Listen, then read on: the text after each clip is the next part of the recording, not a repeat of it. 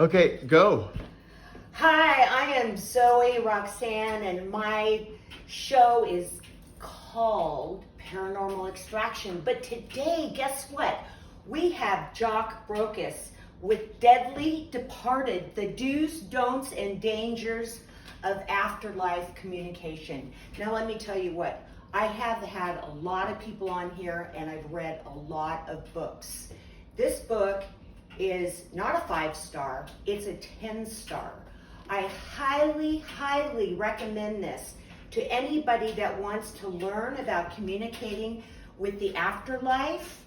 It's metaphysical, it's paranormal, it tells you about every facet that you can even imagine. It's like my Bible now. I use this as my Bible for my paranormal and my spiritual work that I need to do, and my grieving process that I'm going through, which I lost my partner in paranormal extraction 3 years ago. So today I am so excited. We have Jock Brocus. Hey, Jock, I'm so excited. Hey, Zoe, how are you? I'm so excited. I just wanted to say, will you be my mentor?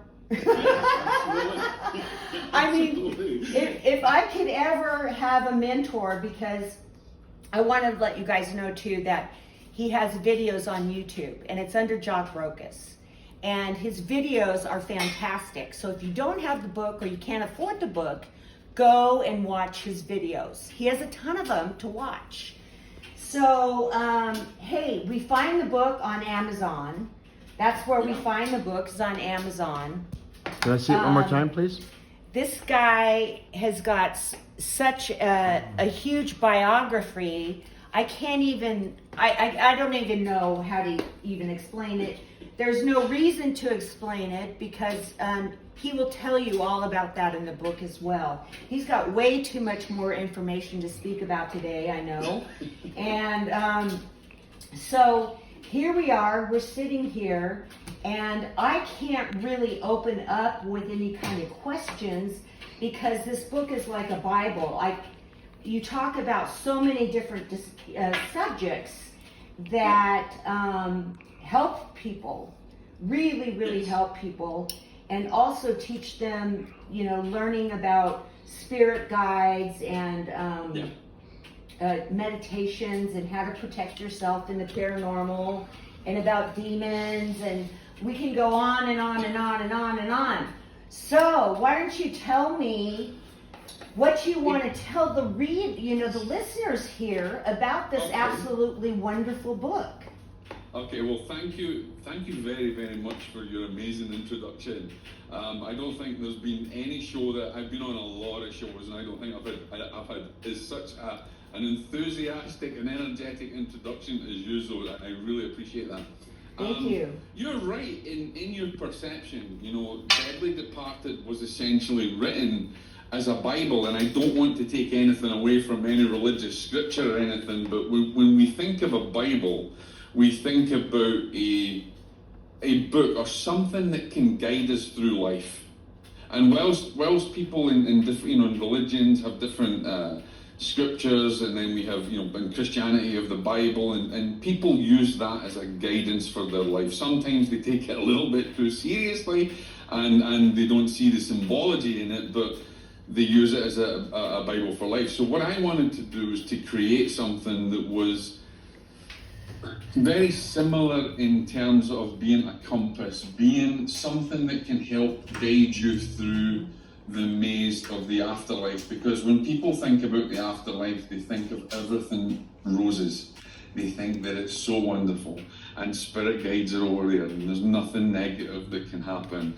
And as always, if you just say a prayer, you'll be fine. And there's nothing to worry about. But we know that the reality is that there are dangers there, just like there's dangers in the normal earth plane. If you leave your door open, if you're in California, you leave your door open to the world, chances are you're going to get robbed. Chances are something worse might happen. If you leave something as a weak point, it will get used. And so it's the same, we have for hundreds of years, there has been many proponents of spiritualism, there's been many proponents of different indigenous understandings of the spirit world. They have all equated some difference between good and evil. And they don't run about with their heads in the clouds and thinking everything in the garden is rosy. So for thousands of years, we've had this concept that there has been an alternate force that is against everything that we understand as good or as perfect or divine, or a force that wants to drag you down, a force that wants to destroy you. And so the reason that I wrote the book was to educate people, and not only people who were developing mediumship or who were trying to become professional mediums, but for people who were grieving. So they didn't fall into the trap. What is a medium? Well, a medium is well, if you think about it, let's think about a medium, right? If you think about a medium can be something that you place information on, put it in your computer, use that medium to get information out of, right? So if we just put an analogy like this, the telephone is a medium to be able to effect communication. Right. And a medium is between 2 points. So if we have 2 points and we have a medium, that medium is between those 2 points, A to C, and there's B in the middle, there's a medium point. So if we think about that, a medium is just nothing special. A medium is just the facet that is between 2 points that affects the possibility of receiving and giving communication from the other point. I.e., we receive information and guidance from the spirit world, from those loved ones in the spirit world, and we are able to give that out so that we serve humanity in a greater way. That is what a medium is. A medium is able to discern and receive and discern communication that many other people wouldn't be able to see. Correct. And there's a difference between a psychic and a medium. And I like to explain it this way. If we think about a scale, if we think about getting to a certain point, like on a ruler, and the psychic can go to the scale of number 8, right? And then a medium can go to the scale of number 12.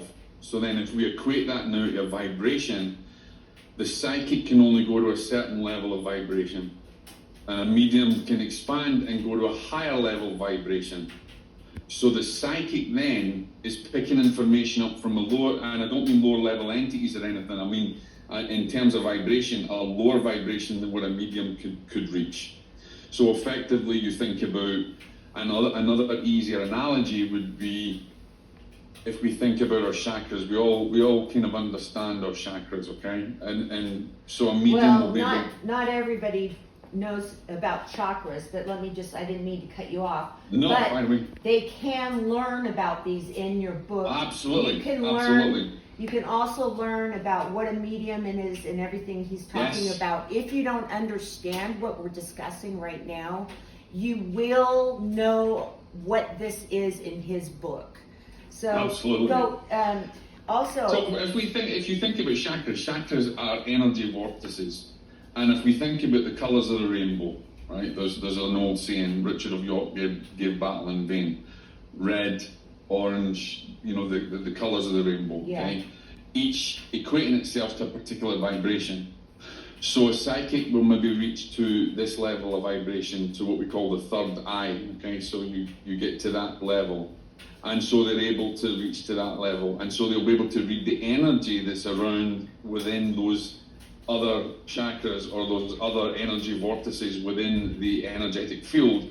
They're able to read that energy. A medium will perhaps go beyond the crown chakra to the divine level, to the higher level, and be able to communicate as the spirit loved ones come down and meet us on their vibration, or they come more and they meet us on a medium vibration, if you like. We meet them in the middle, and then they're able to communicate. So that's the difference really between a kind of psychic vibration and a mediumship vibration. Okay. That's the easiest way I can explain it. Right, so tell us about some of the more, so we talked about that.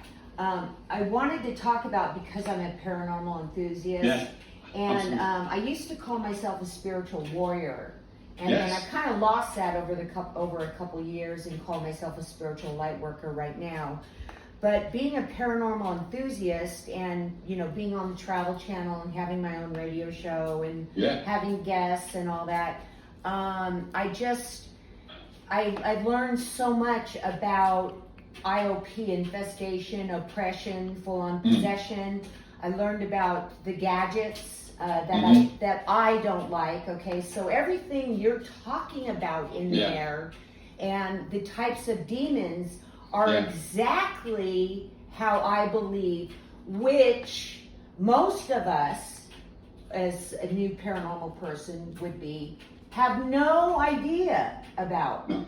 That's why they've got to read your book, that it's so important to understand what you're doing and also the science behind it, Absolutely. which is what I really dug a lot. So really, just to say something really quick, Jock, is that I wasn't ever scared about anything. But reading your book and the different types of demons and the stuff you talk about as far as the paranormal and knowing about if your spirit guide is truly your spirit guide or if it really isn't or anything like that, I got scared. I was scared. I was like, do you know what you're doing here? Are you doing this or what? So you go into that too, right? Sure. Yeah, absolutely. Even mediums or young mediums that are developing, there's been many spiritual beings that have come through and confirmed that most people, that when they're communicating, when mediums are communicating with the other side, they're actually communicating with lower level entities and lower level guides, lower level spirits, and they don't realize it because that spirit is far more evolved than you. That spirit, or whether it's a grounded, I'm talking maybe not just a grounded loved one or a loved one that's there, or it's a mimicking spirit, I like to call them, right? A mimicking spirit. That could be a demonic, could be just a different spiritual energy.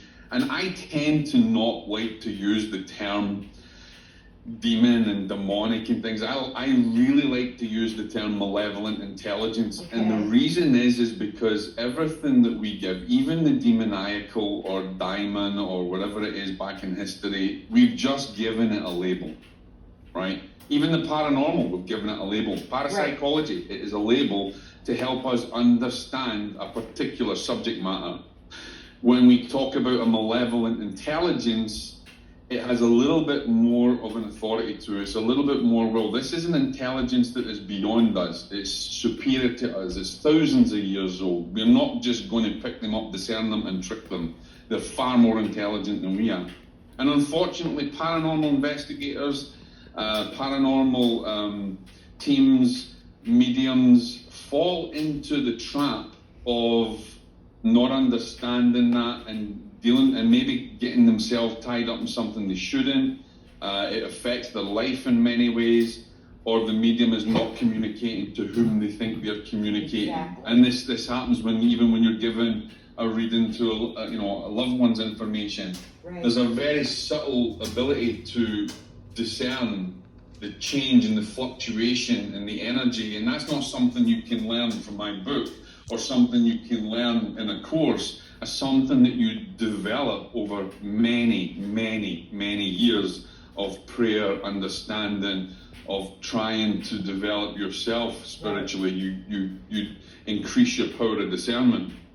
So it's very easy for paranormal teams, investigators, mediums to fall into traps. And here's the other thing, then what if that really is a potential problem in a family's residence, so to speak, then you're potentially causing more danger to that individual or that family or them people that are going through spiritual subjugation. It's quite dangerous. So the afterlife, the paranormal, is something we need to take exceptionally serious, but we also need to be very scientific, because not every bang is a ghost. Not every phenomena is haunted. Right. There is so many natural reasons for things. And I would say, out of all the investigations, all the things I've been called out to, less than 5% have been real. Okay. So you sound like Ed and Lorraine Warren, but just more of a kind of like a scientific guy, where you've crossed that, back then. Now we're moving up to the 20th here, 2021 from when they were, and you're just taking it, 100% way up the scale of. So you're saying less than 5% is what you've found. Yeah, a lot of what people think are a haunting is not a haunting, and a lot of what people think is obsession in their minds is in psychology type experiences would be an element of psychosis, and in depression and anxieties, and the thing is we all know what Chinese whispers is like. We say something, and before you know it, when it gets to the other side of the room, around it's completely different. Zoe was, I seen Zoe, and she came into the bar the other night, and she was wearing red leather pants, and before you get it, it's by the time the story goes, it's multicolored leather pants with multicolored top with a multicolored hat. It changes. And so when people feel that they're under some kind of demoniacal suppression or a haunting or a potential haunting, they exacerbate this, and then the story goes all out into arms and legs and spiders and all sorts of things. But then you come across a particular case, or you come across something that really does have valid explanation, the valid reasons for thinking that the explanation would be supernatural, because it goes beyond the realm of science. It goes beyond what you can explain in the material realm. Yes, it does. Now, you also, I know you talked to many psychiatrists, or you just had, you had one actually in one of your shows on Richard Gallagher, YouTube, friend of mine, which I listened to. And so we do know that they exist, okay? Yeah, absolutely. That this demonic possession can exist, but and as you said, which I found was interesting, is that to live a clean life, okay? Yeah. So if somebody, this was a question of mine, if somebody is on medications, okay, is that considered not a clean life? No, not at all. Because some medications you need. So some medications you're going to need for your survival. You're going to need for something that you have. But I'm a big believer, though, that our divine power that we hold within us has the power to overcome anything. We don't necessarily need any medications. But we have to find a balance between what we have in this world, because God, or whatever you believe in, didn't create a flu, or God didn't, create COVID. It was man, right? And God didn't create measles, or He didn't create. I was coaching someone recently, and we were talking about how things that negative happen in your life, and the analogy I said is that when you're driving through Phoenix, or you're driving through some town in California, and you hit the biggest traffic jam in your life, and you moan and you complain, and this is not God, please hurry it up. We blame God. We blame this. Why is this like this? The reality is He never created the traffic jam. Man did. Man did through his ignorance and not understanding anything. If you change your perception of what it is, then it doesn't affect you so much. So if I get into something like that, like a traffic jam, I'll think, well, what a great time that I've got now where I can actually pray, or where I can communicate with my guide, or my spirit team, or where I can contemplate deeper things in life and just wait until I get through the jam. Utilize that, but we don't. We don't think of it. We don't change the perspective of what we're going through. We get fired into this whole negative pattern. And so if you think about drugs that you take, nobody needs any of these drugs. But man has created such a change in Mother Nature that we need things to take things to get through. So we have science that develops drugs. Now here's the other interesting point. Science develops drugs through Mother Nature. The pain relief comes from, they take compounds from everything in the natural world. Like the Native Americans understood, shamans knew. Right. You know, this particular plant helps with this, and this particular element or seed helps with this. And what man has done is taken it, making it a compound, and made it something chemical.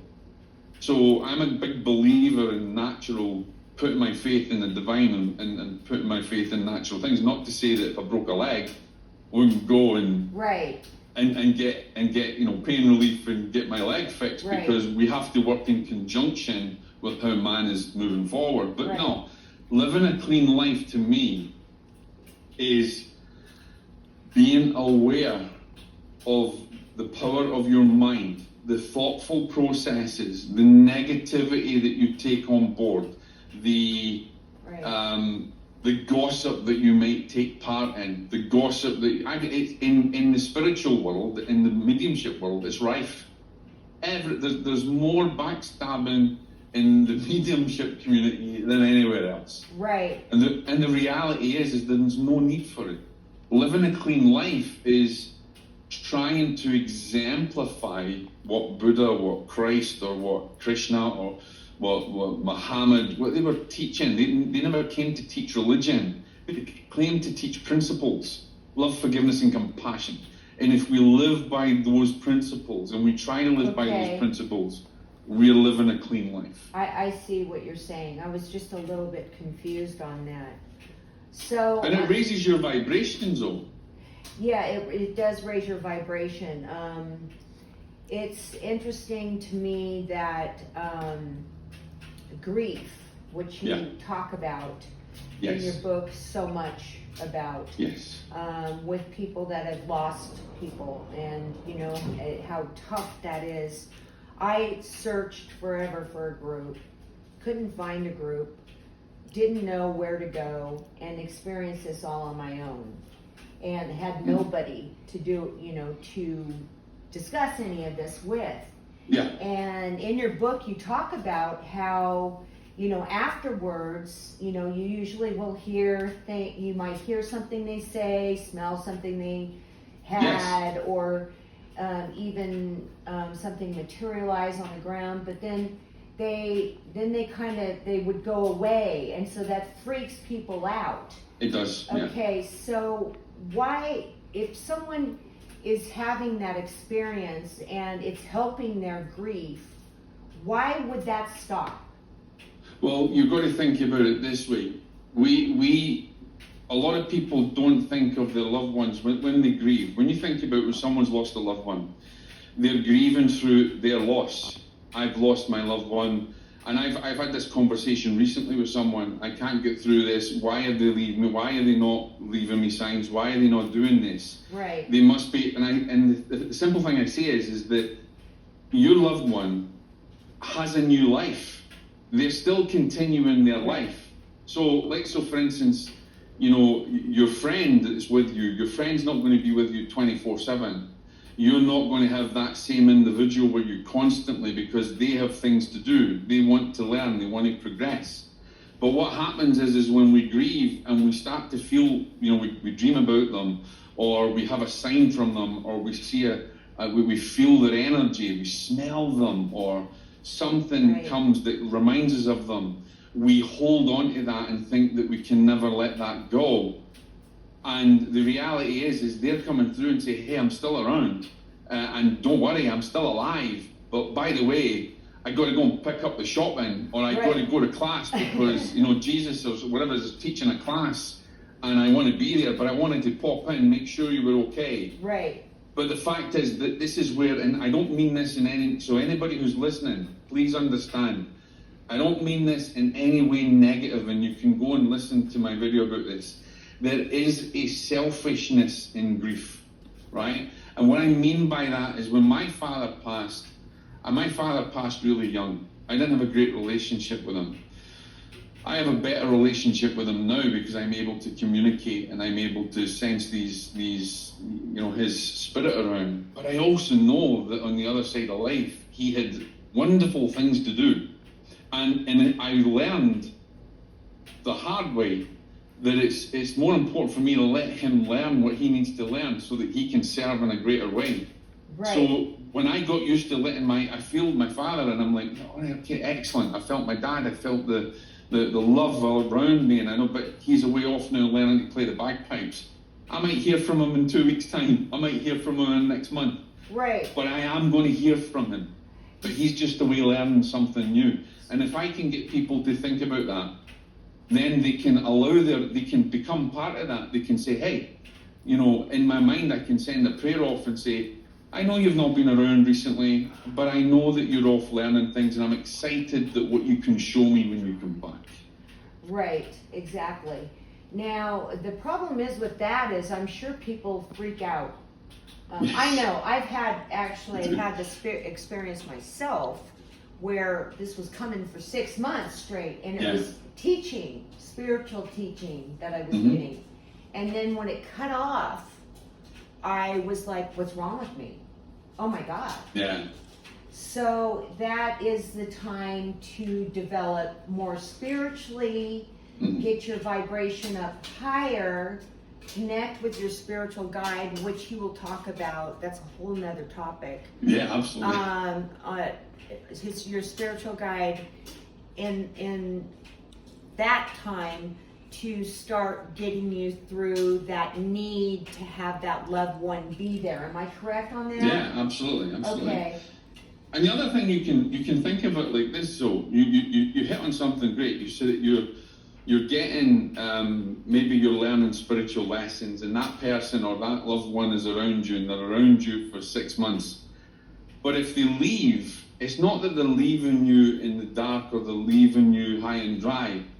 Maybe they've taught you all that they can teach you at that time, and they need to go away and learn more so they can come back and teach you more. Right. But because remember, they're always progressing as you are. There's a continual element of progression on the other side as well. We don't become all-knowing, and if you're a cantankerous bugger before you pass, you're still going to be a cantankerous bugger when you're over there, and then you have to learn to be less cantankerous and more loving. So you don't immediately adorn wings the minute you cross over to the other side. Right. That's what you also explain in your book, and that is quite detailed as well. So that's a whole nother topic. Absolutely. So now I know I just wanted to kind of bring this up that fascinated me, that you actually grew up with the monks. Yeah, my uncle was a monk in the Redemptorist Order, and anytime from I was a very, very young boy, I wanted to be a priest, and I would go into junior seminary, and I would go to all the meetings, and I would go on religious retreats from I was very young. And when other kids were going on holiday, or when other kids were playing outside, and the school holidays would come up, I would rather go and spend my time in the monastery. So I went all the time to the monastery to live with the monks, to live with the nuns, to help them in the garden, to serve the poor, to learn more about what it was to live spiritually. And it was an amazing time in my life because it made me grow up a lot quicker. I was like an old soul, really, rather than, like my counterparts, my friends. But I didn't have many friends when I was young because I was different to them. I was always going to church, I was always going to mass, I was always praying. I think I had my own altar in my room when I was like 5 or 6 or something, But of course, I never became a priest. I had probably one of the greatest compliments I could have recently, a few weeks ago, when I was told by a priest that I had very priestly qualities and didn't need to go through the ordination because I kept the same priestly qualities for the rest of my days. Wow. So that meant a lot to me because even though I didn't go through ordination and I came out and joined the army instead. Yes. He talks about that too. You talk about that in the book. What don't you talk about?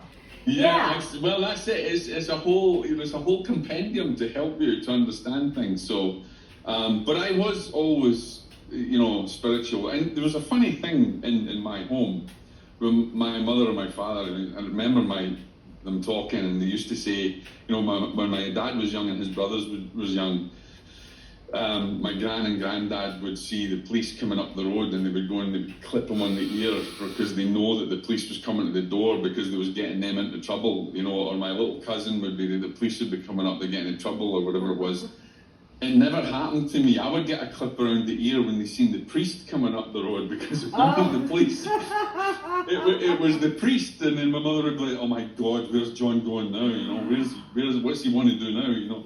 Yeah. There were so many priests and spiritual people that would turn up to my door without me telling mum or dad that they were coming to try and recruit me into the priesthood. That Right. it became a bit stressful for my mother. Wow. Now, I know that, okay, if anyone's watching this right now, is that we just talked about monks, but you pretty much have delved into every religion.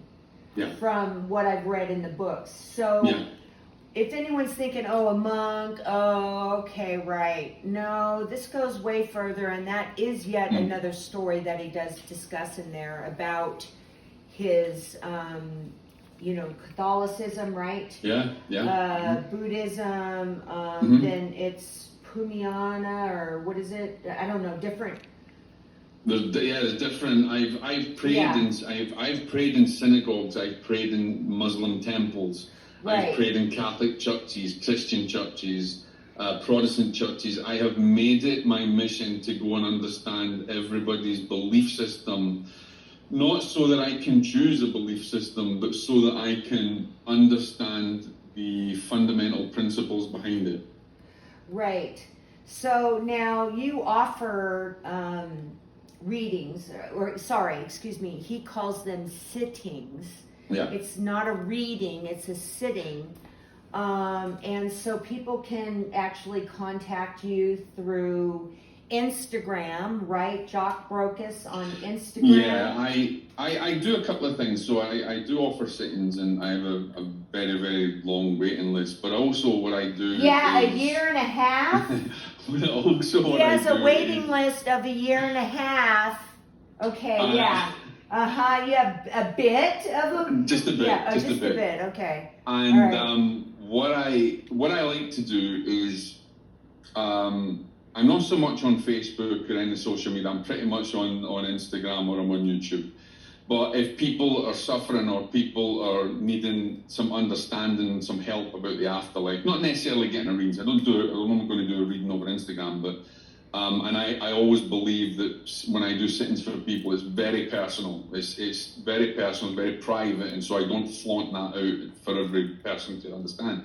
But I have had many people that have said, I mean, I had a doctor communicate with me recently on Instagram who had experiences abroad, and he thought they were negative guides, and so he was lost. He went to people wanted to give him sittings, people wanted to give him readings, they wanted him to pay for potions, they wanted this, and he wasn't getting really any help. And right. So he had heard me on a talk, and he had communicated with me, and so I spent some time and I voice messaged back and I gave the information that they need. And so I like to do that. If people are stuck and or they have a question, or they want to know something, or they feel that they're lost because they're getting so much information and it just doesn't feel right, then ask me. I might not get back to you straight away because I'm incredibly busy, but I will respond. And I will respond personally. There's none of my team or anything gets involved. I will respond on Instagram personally myself. So it'll either be a video message, a voice message, or I'll write you something back. 9 times out of 10, I actually stop and do a voice message. And a few times when people have been scared or worried about something, I jump on a call with them to help them. Yes, and and you also are involved in giving back. Yes. So you, and also, what is that, a charity? So you have a charity. You also are going to start to give some classes now. Am I correct on that? Yes, I'm there's actually two courses I'm in the process of developing at the moment. One is a very in-depth intuition course based on my book, Powers of the Sixth Sense. And the second one is a development and discernment course to understand the dangers of the afterlife and how to develop oneself spiritually and deal with those, recognize those issues and deal with them. And I've been asked to do that for many years. I just never did it, and I wasn't going to do it. And then finally, I kind of gave up and says, okay, I'm going to put something together. So the Deadly Departed course that goes with the book is 13 months long. Oh my gosh, 13 months long? Yes, it's 13 months long. Is it weekly or is it? It's weekly lessons, 13 months. Yeah. And a lot of homework and a lot of development and meditation and prayer and understanding historical stuff. Actually, I've got a few guest speakers that are coming on it who are scientists, parapsychologists, who are going to be joining us on it. And then the intuition course that I'm developing, the Sixth Sense course, that's about 6 months long. I kind of don't do anything by halves, no short little 1 week things. I kind of, if I'm going to teach something, I want to teach it properly. Yeah, and that's amazing. So I bet you're not very liked in the paranormal community.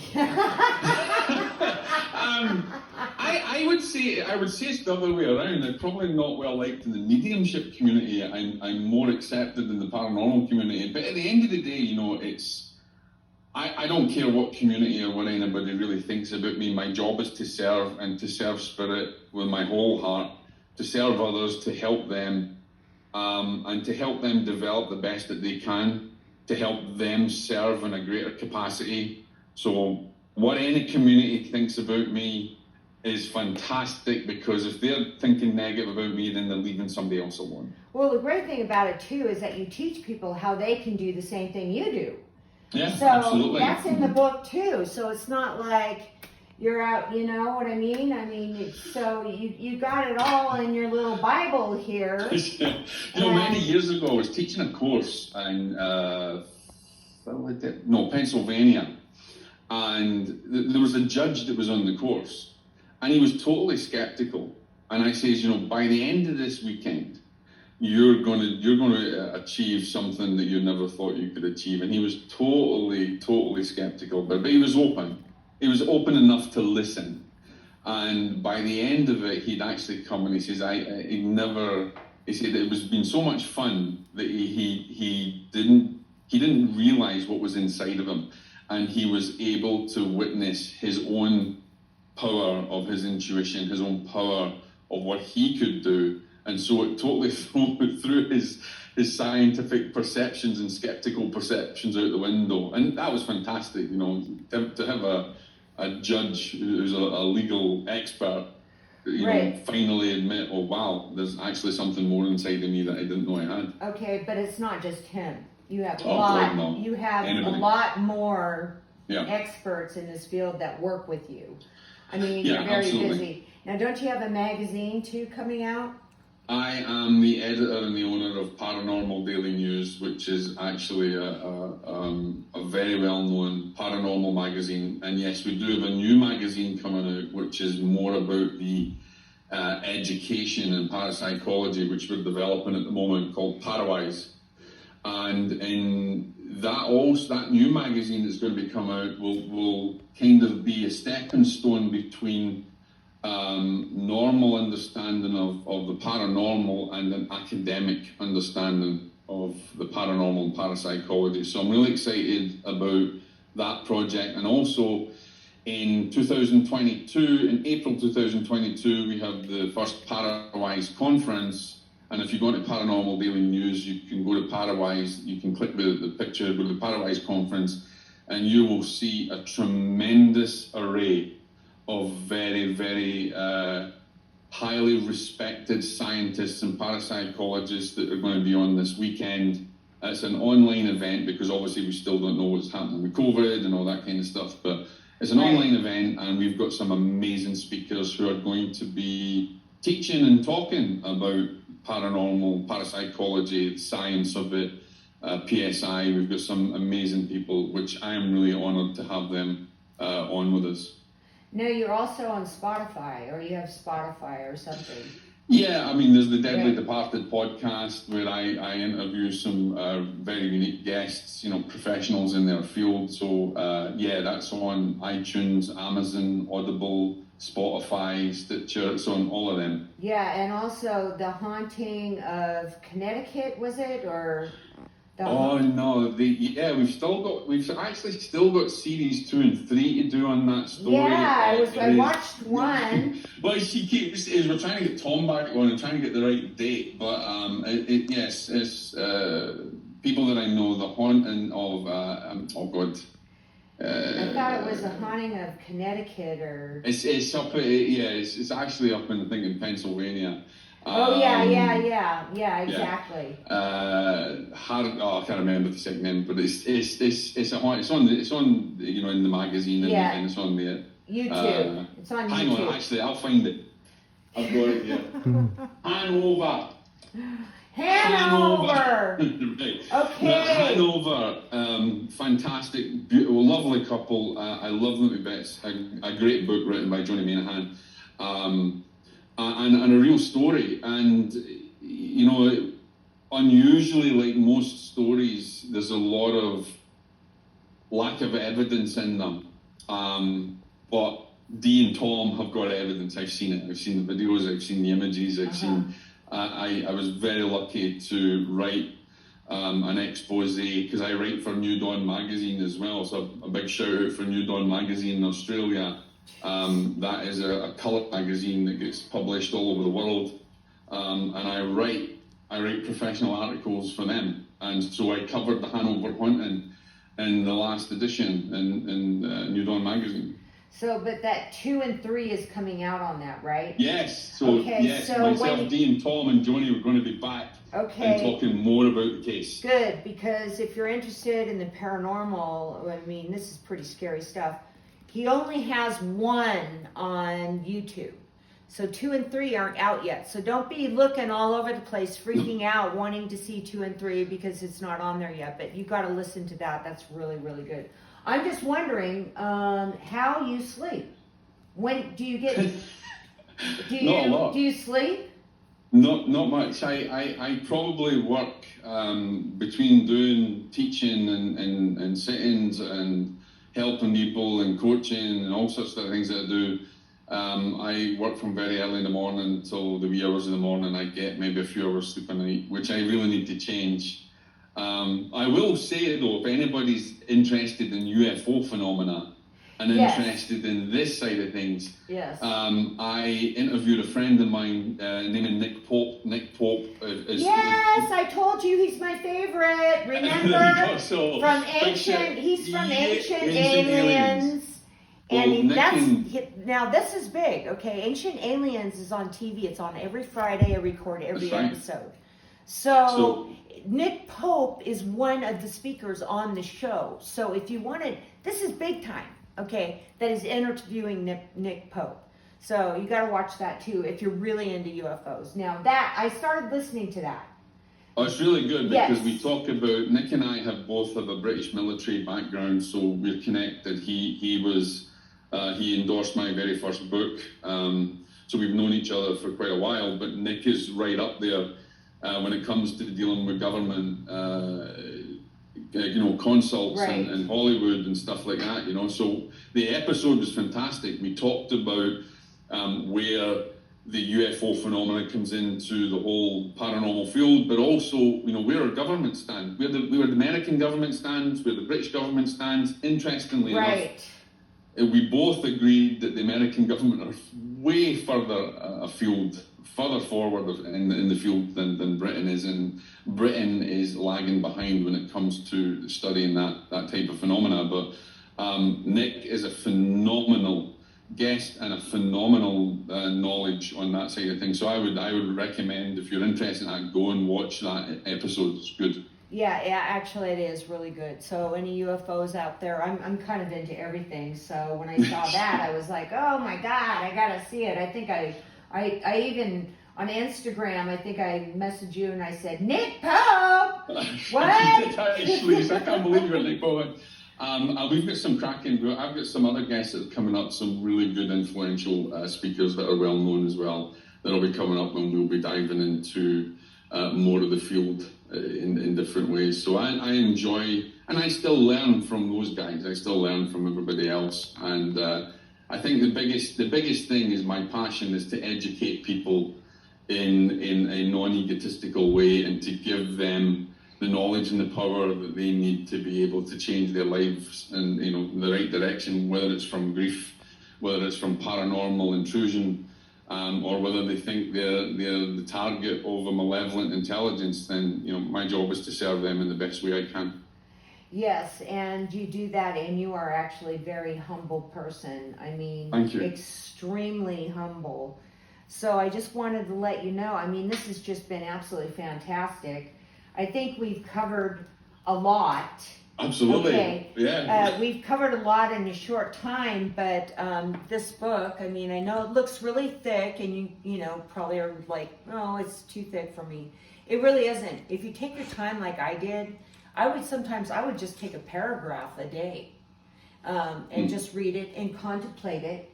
And so, and it's soon coming out on Audible, actually. Okay, Audible version. Wow. Okay. And what I'm doing is different in Audible, because when I do it on Audible, I'm doing the chapter, but then I'm also giving an explanation and a lesson after each one. Okay, great. Yeah, because you do also talk about your own personal stories. Yeah.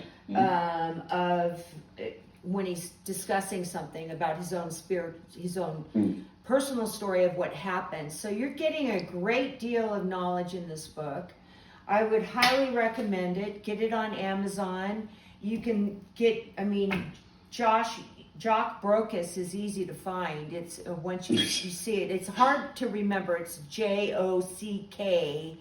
Brockus, Brocas. Yep. That's on Amazon.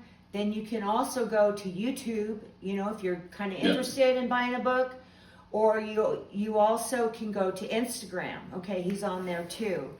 But mainly Instagram you use to answer messages. To answer messages for people and to help people. Yeah, Right. that's what I use that for. Right. And people, I also have a very private community called Parawise as well. And if you're a subscriber of our Parawise or PDN newsletter from the magazine, then you can get an invite into that community. Okay, Mr. No Sleep.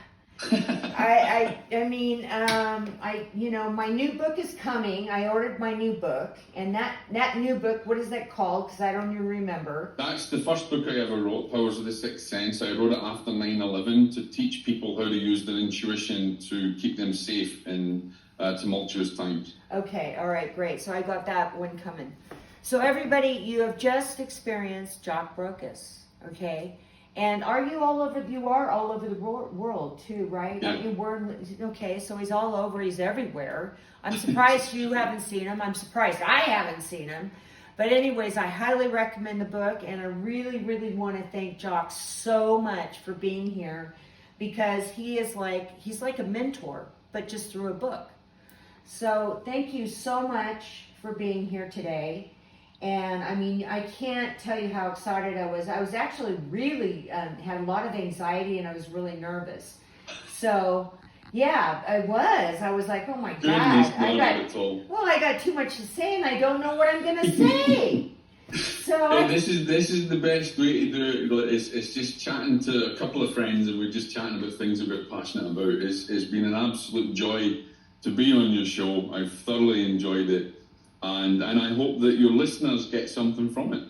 Yes, I do. So anyways, everybody, make sure that you check him out. We've given you a lot of information. Now, if you didn't get all the information, you can just message me on Facebook. I mean, that's really easy to do. So you can do that on Instant Messenger, or you can do it Paranormal Extraction through Instagram, and Facebook, whatever. I don't know what I'm talking about anymore. Okay, so we're going to end it there. I think we've said enough. We want you to delve into these subjects. And we will say thank you again and goodbye to Jock Thank you, Zoe. Brokus. Thank you. Thank you so much. Thank you.